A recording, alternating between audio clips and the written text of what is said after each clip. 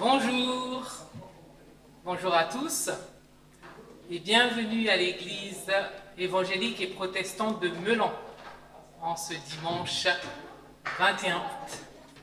Soyez les bienvenus, les retours de vacances et ceux qui sont partis. Nous sommes là pour notre Dieu. Je vous laisse quelques instants, le temps de vous installer. Vous êtes accueillis par notre Seigneur Jésus-Christ.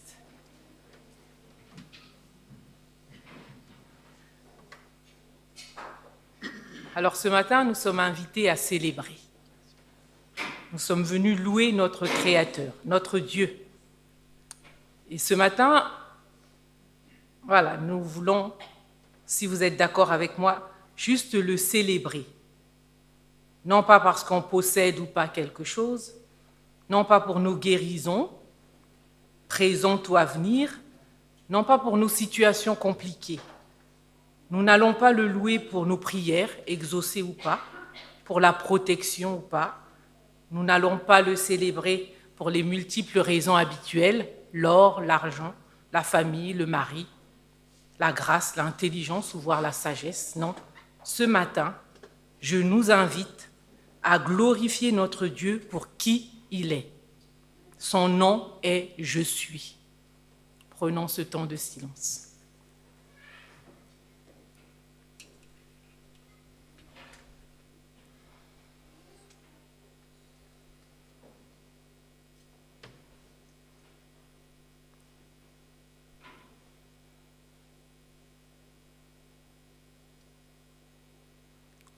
Et je vais lire la prière de David dans 1 Chronique 29, au verset 10.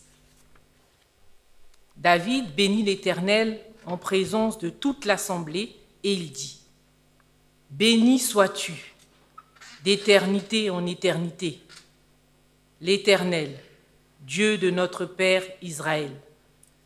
À toi, Éternel, la grandeur, la force et la magnificence, l'éternité et la gloire, car tout ce qui est au ciel et sur la terre t'appartient. À toi, Éternel, le règne, car tu t'élèves souverainement au-dessus de tout. C'est de toi que viennent la richesse et la gloire. C'est toi qui domines sur tout. Et c'est dans ta main que sont la force et la puissance, et c'est ta main qui a le pouvoir d'agrandir et d'affermir toutes choses. Amen. Oui, Seigneur, nous venons te célébrer pour qui tu es. Que nous soyons 2 ou 3, tu es Dieu. Que nous soyons dans la joie ou dans la peine, tu es Dieu. Tu étais là avant la création.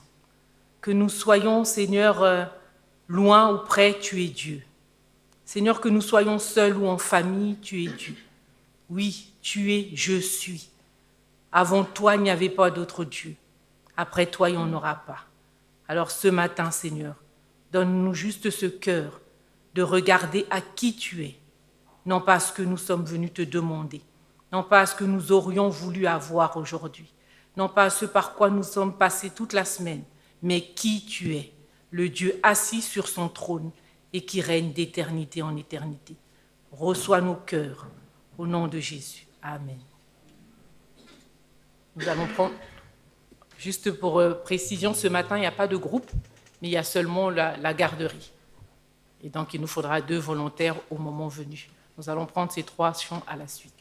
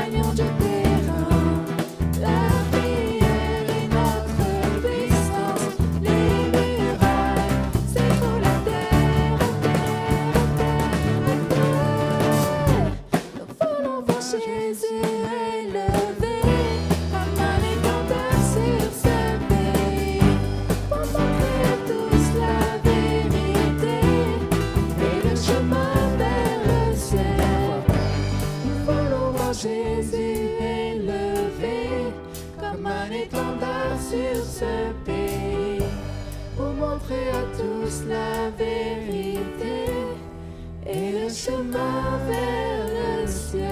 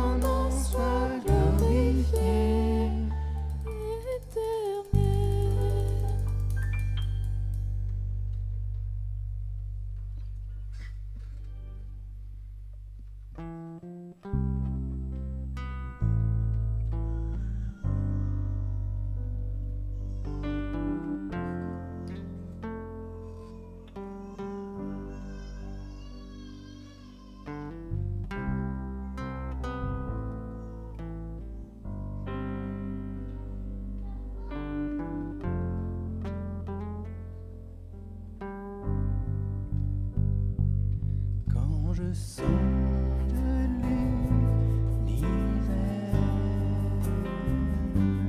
les astres que tu as créés, les océans, les mers,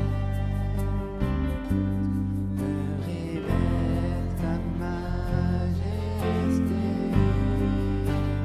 Alors mon âme veut s'écrier de tout mon cœur, je veux chanter.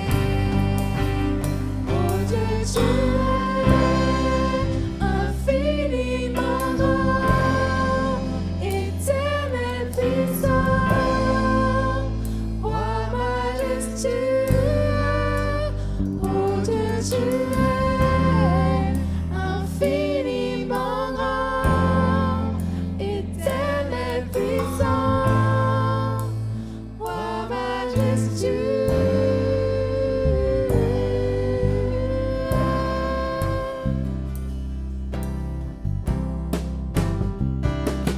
Quand je songe que tu m'as fait, que tu t'es révélé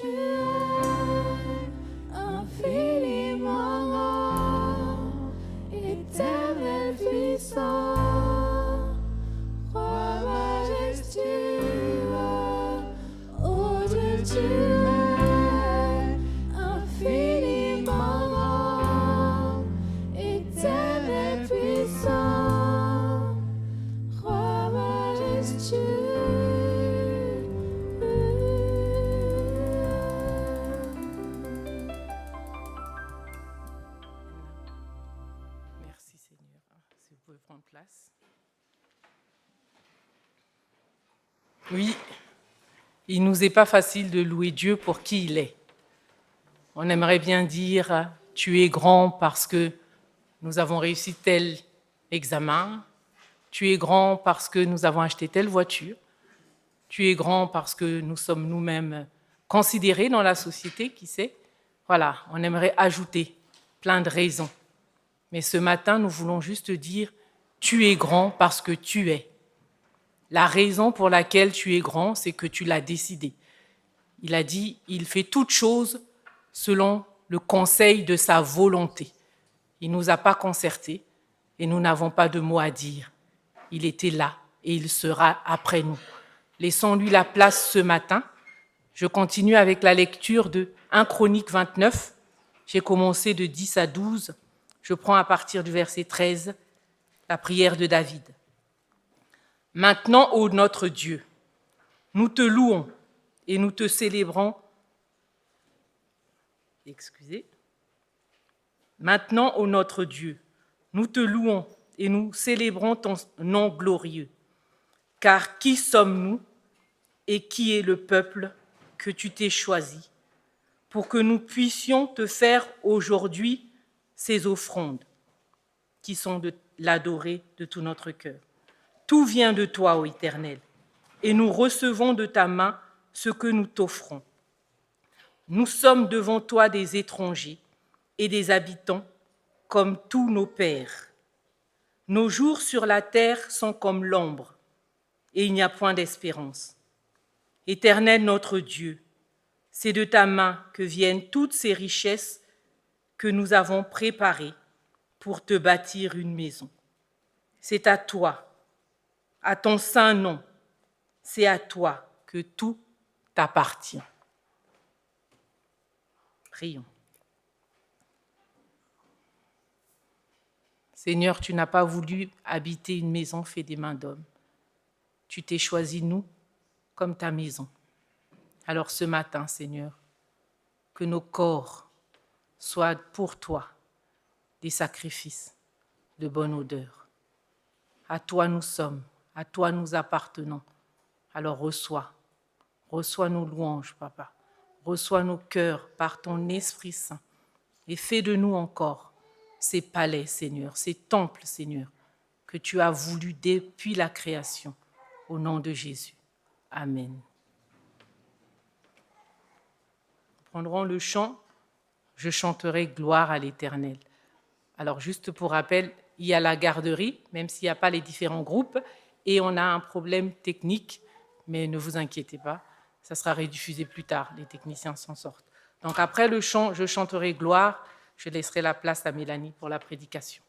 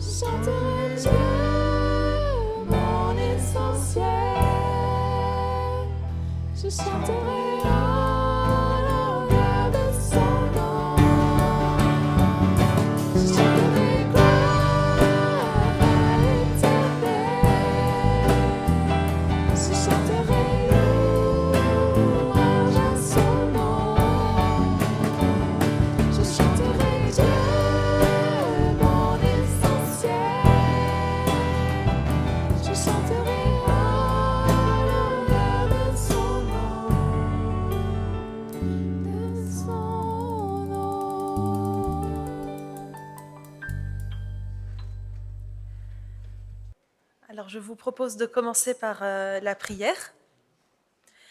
Seigneur, merci de nous réunir en ce lieu, à l'écoute de ta parole. Mes mots sont bien faibles, mais ta parole est vivante et elle transforme les cœurs.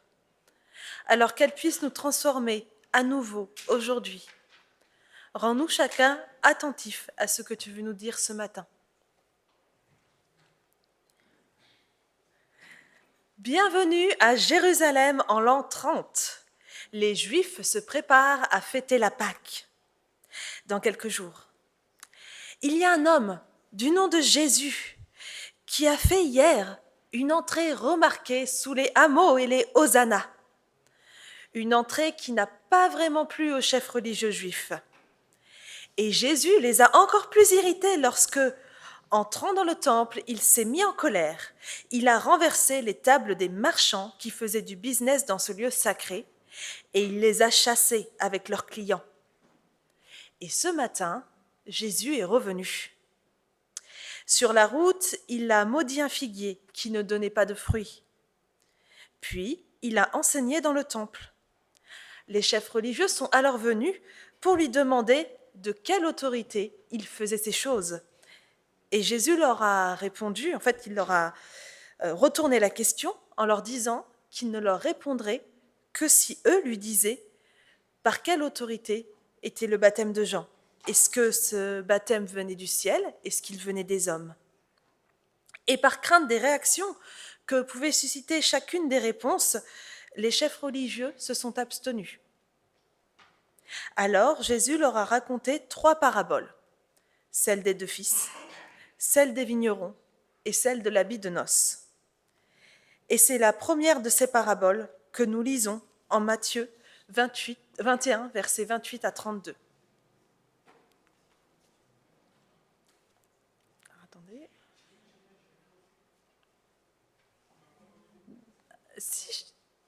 Ah bon. Bon bah du coup on va faire 100. Donc la lecture. Qu'en pensez-vous? Un homme avait 2 fils. Il s'adressa au premier et dit : « Mon enfant, va travailler aujourd'hui dans ma vigne. » Il répondit : « Je ne veux pas. » Ensuite il se repentit et il y alla. Il, le père, s'adressa alors au deuxième et lui donna le même ordre. Celui-ci répondit : « Je veux bien, Seigneur. » Mais il n'y alla pas. Lequel des 2 a fait la volonté du Père? Ils répondirent : le premier. Et Jésus leur dit : En vérité, je vous le dis, les collecteurs d'impôts et les prostituées vous devanceront dans le royaume de Dieu. Car Jean est venu à vous dans la voie de la justice, et vous n'avez pas cru en lui. Mais les collecteurs d'impôts et les prostituées ont cru en lui. Et vous, qui avez vu cela, vous ne vous êtes pas ensuite repentis pour croire en lui. Jusqu'ici, la parole de Dieu. Nous avons parfois cette image des méchants chefs religieux juifs qui ont refusé de croire en Jésus, qui le contredisaient et qui ne voulaient pas l'écouter. Et les paroles de Jésus, dans ce passage que nous venons de lire, semblent condamner ces méchants chefs religieux. Pourtant, on peut les lire autrement, comme un appel à la repentance. Et si, par ces paroles, au lieu de les condamner, Jésus lançait un appel, un nouvel appel aux chefs religieux juifs? Et si Jésus aimait ces chefs religieux? Mais alors, qu'est-ce que ça change pour nous, Église de Meulan, aujourd'hui?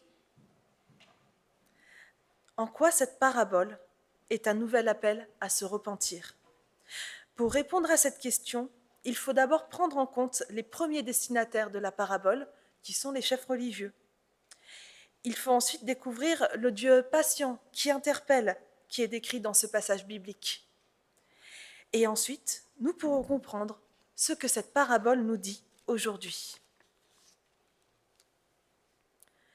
Cette parabole est destinée aux chefs religieux juifs venus interpeller Jésus sur la question de l'autorité sous laquelle il se place. C'est l'une des rares paraboles présentées dans son contexte de façon si précise. Où, quand, avec qui, pour qui, nous savons toutes ces choses.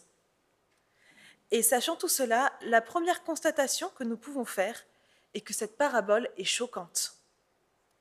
Il s'agit d'une affaire d'obéissance au Père. Or, cette obéissance est inscrite dans les 10 commandements. Et les chefs religieux connaissent très bien la Torah. Peut-être même jugent-ils ce genre d'affaires. Et ici, personne n'a le bon comportement. Le premier fils répond non à son père. Le second ne fait pas ce qu'on lui demande, il ne tient même pas parole. Et le père laisse ses fils faire sans les réprimander ni même les questionner. Et l'explication de la parabole est pire encore. Le fils qui obéit, c'est les collecteurs d'impôts et les prostituées, pas les gens les plus respectables. Et les chefs religieux auxquels Jésus s'adresse correspondent au fils qui, semblant respectueux au point d'appeler son père « Seigneur », n'obéit pas. Alors qu'il s'agit de s'occuper de la vigne qui est le symbole dans la Bible du peuple d'Israël. Si on interrogeait les chefs religieux, sans doute répondraient-ils « Mais nous nous occupons de la vigne, nous faisons la volonté de Dieu ». Et pourtant, c'est ceux qu'ils ont rejetés qui seront les premiers au royaume de Dieu. Pas facile à entendre. Au-delà d'une histoire à juger, dans les paroles de Jésus, il y a un choix à faire. Faire ou non la volonté du Père.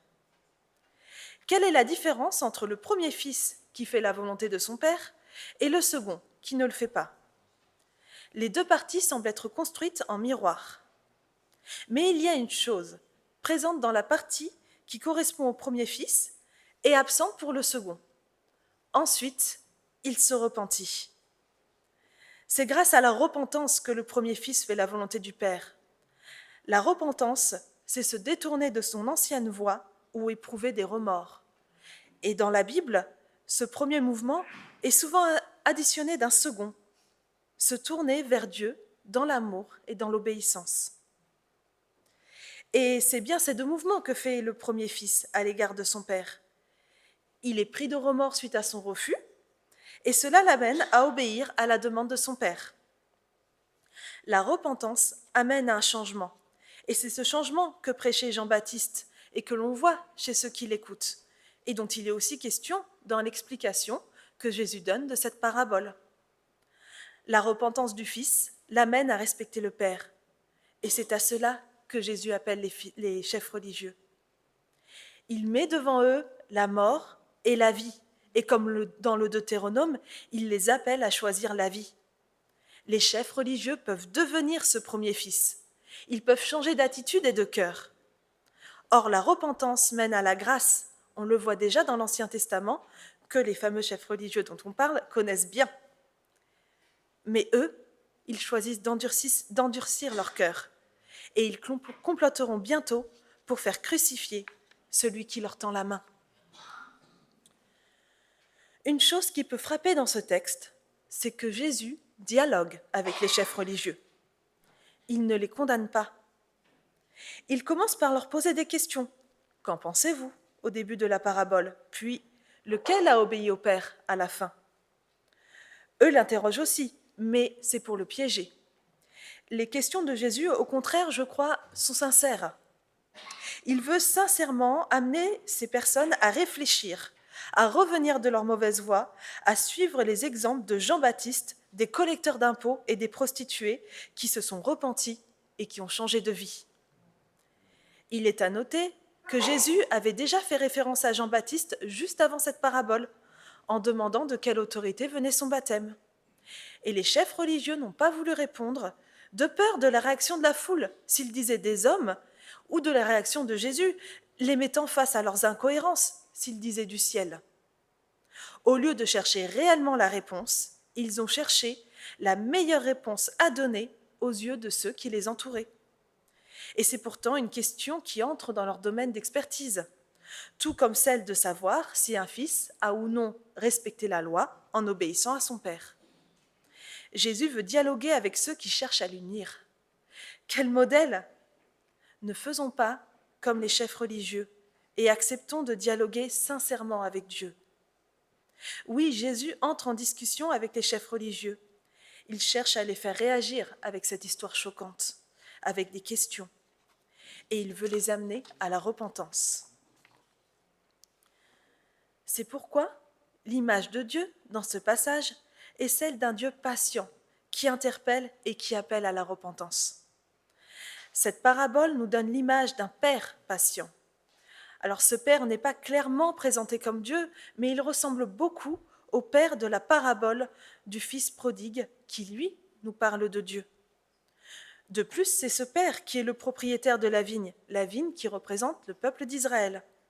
Et la parabole suivante nous parle aussi d'un père, un père qui a une vigne et qui envoie ses ouvriers, puis son fils, comme Dieu a envoyé ses prophètes, puis Jésus, vers son peuple. Comme le père du fils prodigue, le père de notre parabole laisse ses fils agir et lui parler même durement. Il accepte, il attend. Il connaît ses fils, il ne les force pas, il les laisse libres de leur choix. Et comme le père du fils prodigue, c'est lui qui s'avance vers ses fils. C'est lui qui fait le premier pas, qui va chercher ses fils. On remarque d'ailleurs que les deux des personnes de la parabole sont ses fils, même celui qui n'obéit pas, car Dieu aime aussi les chefs religieux d'Israël. Et d'ailleurs, Jésus ne se lasse pas d'interpeller les chefs religieux, de les appeler à la repentance. On pourrait voir cette parabole et surtout son explication de façon négative, comme un « vous n'avez pas obéi à Dieu, point ». Mais il y a dans les paroles de Jésus un rappel des chances qui ont été données aux chefs religieux et de nouvelles chances qui se dessinent. Nous l'avons vu, les chefs religieux pourraient être le premier fils. Comme ils auraient pu se repentir face à l'exemple de Jean-Baptiste, ou en voyant les personnes considérées comme mauvaises changer de vie, ils auraient aussi pu se repentir avec la question de l'autorité du baptême de Jean, avec la parabole sur la question de l'obéissance. Et ils le peuvent là encore, suite au discours de Jésus qui les met face à l'évidence et qui les appelle une nouvelle fois à leur repentance. Comme Dieu est patient, Jésus ne se lasse pas de nous lancer de nouveaux appels. Il ne veut pas nous condamner, il veut nous voir nous repentir et changer parce qu'il nous aime. Même les chefs religieux qui vont le condamner, et il le sait, Jésus veut les voir changer, il veut les sauver. Comme souvent face aux chefs religieux, Jésus montre que Dieu voit au-delà des apparences. Il y a ici une dichotomie, une contradiction entre les paroles et les actions, entre apparence et attitude de cœur. D'un côté, on a des gens de mauvaise vie, de mauvaise réputation, qui croient à la parole de Jean et qui changent. Et de l'autre, on a des chefs religieux qui connaissent l'Ancien Testament, qui sont dans l'attente d'un Messie et qui croient obéir à Dieu et qui pourtant passent à côté, qui endurcissent leur cœur. Or, ce qui compte ici, et Jésus le montre par sa question, c'est l'obéissance. Ceux qui obéissent à Dieu ne sont pas toujours ceux auxquels nous pensons. Le premier fils semble désobéissant dans ses paroles, mais le Père connaît le cœur de ses enfants comme Dieu connaît nos cœurs. Dieu est patient. Il ne se lasse pas de s'avancer vers nous et de nous interpeller, même si parfois nous avons le cœur dur. Il connaît notre cœur et il n'attend les bras ouverts qu'un oui de notre part. Car oui, cette parabole est aussi pour nous ce matin. Cette parabole m'a d'ailleurs particulièrement interpellée il y a quelque temps, alors que je redécouvrais la grâce de Dieu à mon égard. En effet, cette parabole nous parle de la repentance, mais aussi de la grâce qui suit cette repentance. Jean-Baptiste, les collecteurs d'impôts, les prostituées ne sont pas des êtres parfaits. Ce sont des exemples de vie traversés par la grâce de Dieu. Dieu vous a peut-être envoyé à vous des exemples de vie qui ont été transformés par sa grâce et qui ont préparé un bout du chemin vers lui. D'ailleurs, Dieu nous appelle à la repentance, mais il a lui-même fait le premier pas vers nous en mourant à la croix. Je crois que la repentance face à l'amour et à la grâce de Dieu n'est pas uniquement pour le moment de notre conversion. La conversion, ce n'est que le début d'un chemin. Un chemin qui pourra être fait peut-être de chute, de péché, de doutes, de douleurs qui peuvent un temps nous éloigner de Dieu, mais aussi de repentance qui nous ramène à lui et qui nous amène à le redécouvrir autrement. Dieu a plein de facettes et nous ne les connaîtrons pleinement qu'au ciel. Mais déjà sur la terre, nous pouvons en découvrir certaines. Et les chemins compliqués, suivis de repentance, peuvent nous y aider. Comme avec l'exemple d'Élie, qui, après avoir mis à mort les prophètes de Baal, se trouve désespéré et même en dépression, et découvre, après l'éclat du miraculeux, la douceur dans le vent doux d'un Dieu qui prend soin de lui. Comme David, qui, après avoir fait tuer un rival amoureux, se repent de son péché et témoigne de la grâce qu'il a expérimentée dans les psaumes. Comme Pierre, qui, après avoir renié 3 fois Jésus, se voit 3 fois questionné par le ressuscité avec cette simple question « M'aimes-tu » et qui se verra, suite à cela, non seulement pardonné, restauré, mais aussi missionné par Jésus. « Paix mes brebis ».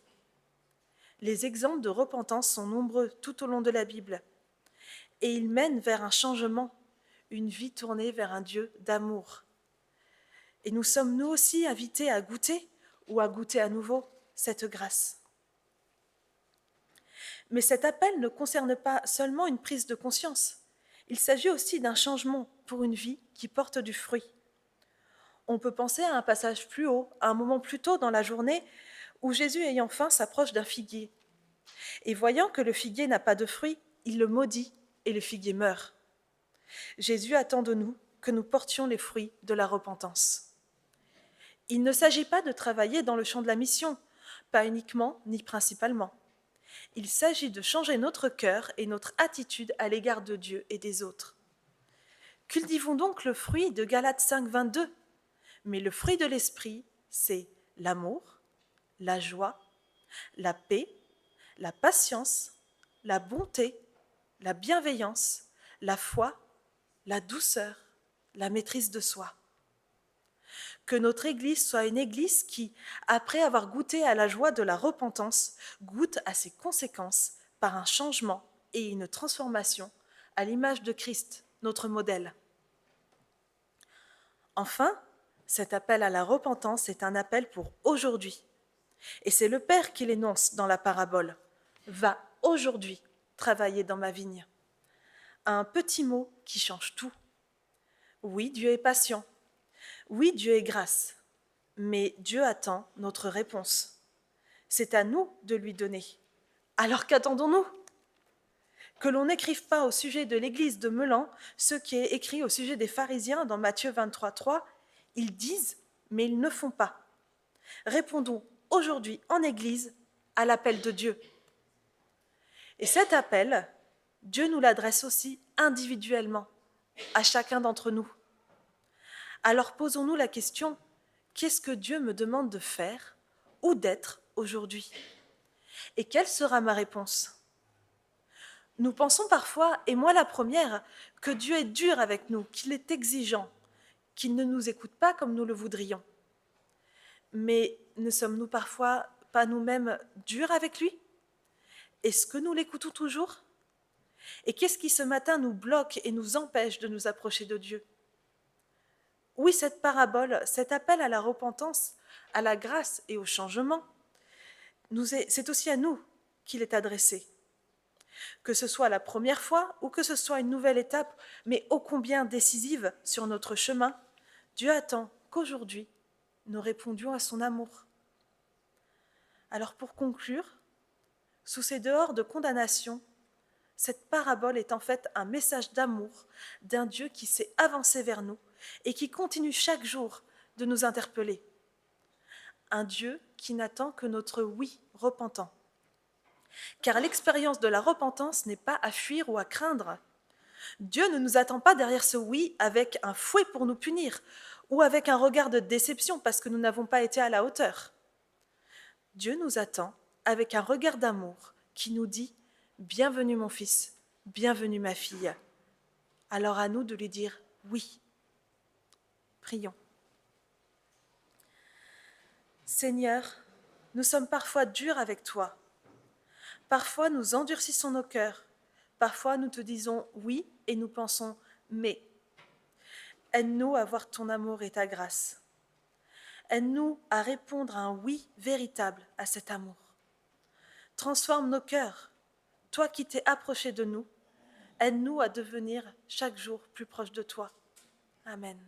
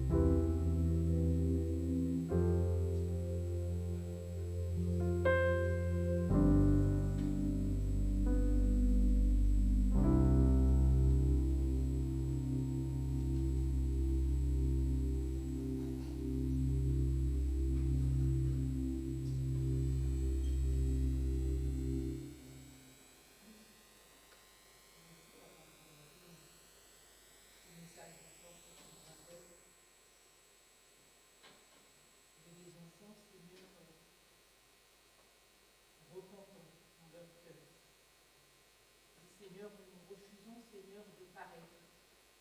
Même si, Seigneur, on dit dans ces derniers jours, les hommes seront ci, seront ça, paraîtront comme si. Seigneur, regarde à nos cœurs, Seigneur. Regarde à nos cœurs parce que tu es le premier à qui nous voulons plaire. Merci d'avoir utilisé la bouche de ta servante pour nous rappeler. Seigneur, nous voulons être, Seigneur, transformables, enseignables, mais toujours prêts à être instruits. Parce que tu nous dis que par ton Saint-Esprit, tu nous instruis. Et que notre avantage sur ce monde, sur cette terre, c'est ta présence par le Saint-Esprit.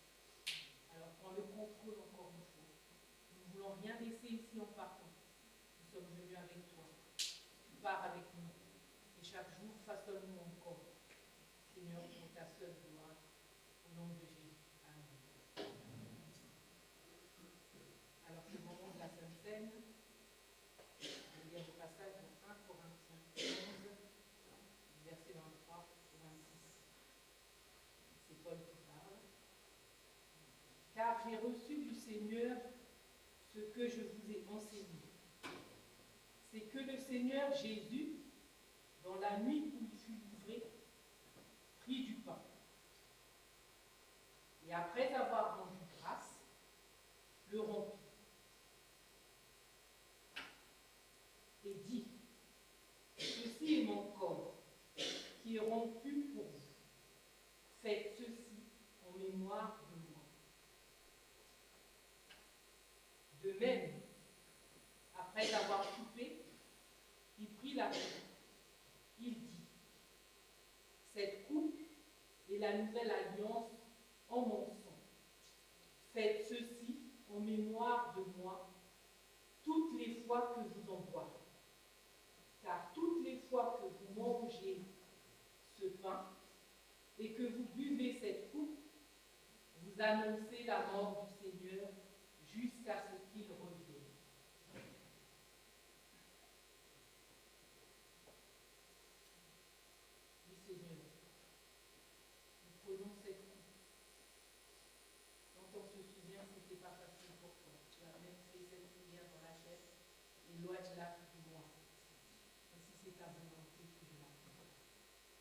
Seigneur, nous prenons cette coupe pour participer à ta nature divine. Nous mangeons ce corps qui a reçu chaque coup pour que nous les recevons en mode diminué ou nous les recevons même pas. Parce qu'il n'y a plus de condamnation pour nous. Seigneur, tu nous invites à ce repas. Merci Seigneur. Amen. Merci à ceux qui ont été désignés. On va commencer par l'équipe des musiciens, l'équipe technique.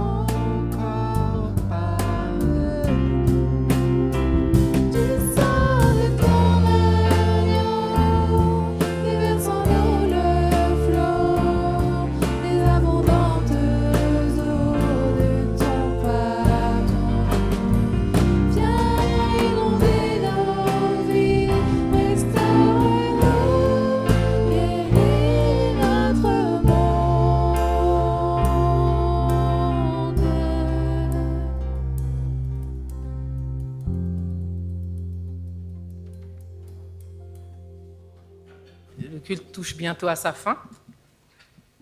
Alors, on voudrait souhaiter la bienvenue aux nouveaux, à ceux qui sont de passage. Sentez-vous libres.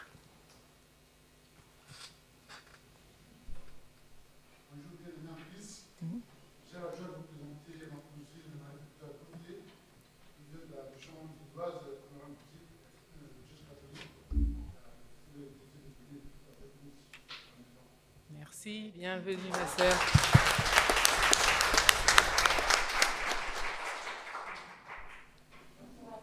Bonjour. Merci. Merci maman.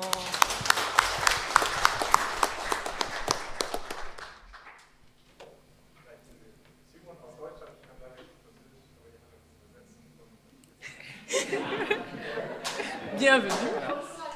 Oui. C'est Simon, c'est mon fiancé. Il est allemand,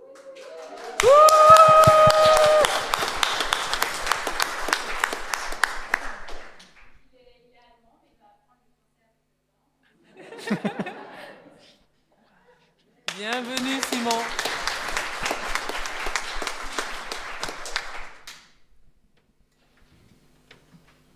Alors je continue sur la fin de 1 Chronique 29, toujours la prière de David.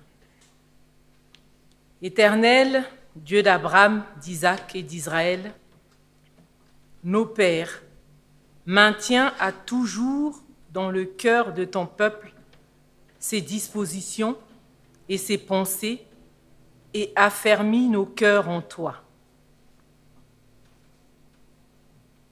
Donne-nous, comme tu as donné à Salomon, un cœur dévoué à l'observation de tes commandements, de tes préceptes et de tes lois, afin que nous les mettions en pratique, que nous mettons toutes ces choses en pratique et que nous soyons le temple que Jésus-Christ, par son œuvre, a préparé. Amen. Alors, avant le chant de la fin, je fais des annonces aussi, parce que j'aime pas beaucoup monter ici. Comme vous avez remarqué, on était une équipe au féminin. Merci Seigneur. Et merci à l'équipe cultuelle de nous avoir fait confiance. Merci Mélanie. Et donc, les annonces, c'est principalement les 40 ans de l'Église, le week-end du 24-25 septembre.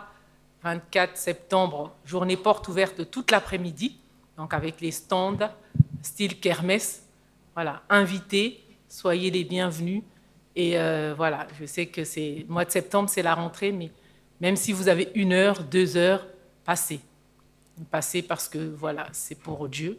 Et Dieu, même si on lui donne 1 seconde, il les transforme, quoi. Il multiplie. Donc voilà, la première annonce. La deuxième annonce, à la rentrée, l'équipe en charge précisera une formation, aventure formation, donc sera ouverte aussi pour ceux qui sont intéressés. Mais à la rentrée, tout cela reprend. Nos pasteurs sont en vacances. Tout se passe bien. Voilà.